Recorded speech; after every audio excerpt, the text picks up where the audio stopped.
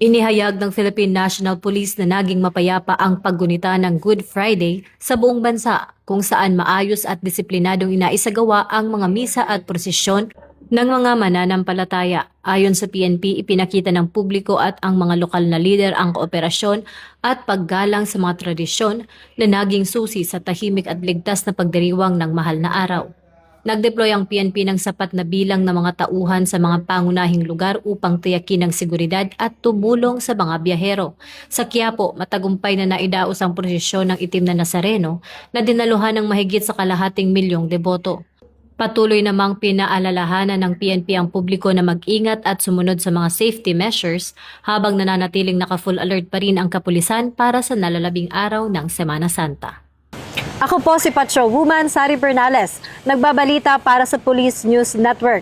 At ito ang bagong PNP para sa bagong Pilipinas, serbisyong mabilis, tapat at nararamdaman.